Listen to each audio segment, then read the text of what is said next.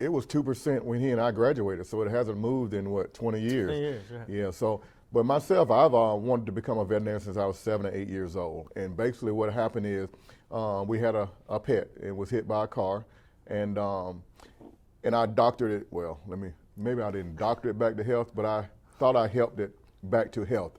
But whatever I did, the dog got better. And that kind of lit a fire in me to want to become an animal doctor. Now looking back, I know I didn't do a whole lot to help the dog, but whatever it did, it helped me. You know, I thought that I had done something very miraculous at that time. Now looking back, I know it just had like a little bruise and a little alcohol. I thought, brought it back to life, but that was my turning point. I did quite a bit of things and majored in fisheries biology and went across the country and even to Nepal and did a fish project. But as time kind of started winding down, he and I, were friends, and the veterinary recruiter came. He was on campus. We kind of talked about it, and we talked about, that as a veterinarian, I could not only treat fish, and I do put fish under anesthesia and treat fish, and so I get to do that, but I also get to do a wide variety of animals. So it worked out very well. And we see that on your show. What's the top reaction that you guys get when people find out that you're veterinarians?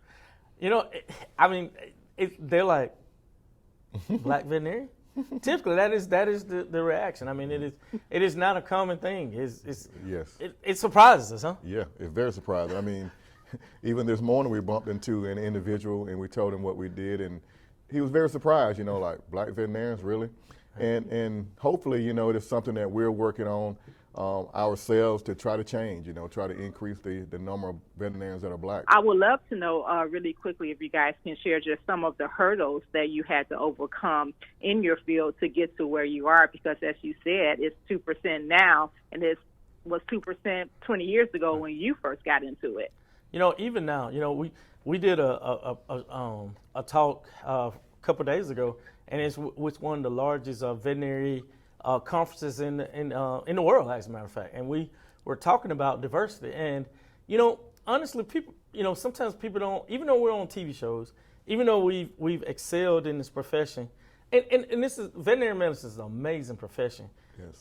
But we'll go to the conferences in person, and, we'll walk in the room, and maybe it's these are huge conferences, so maybe it's 300 people in the room, and nobody in there looks like you. And even though you've excelled, even though you know what you're talking about, I mean, you kind of feel like, do I belong? I got to admit that here it is.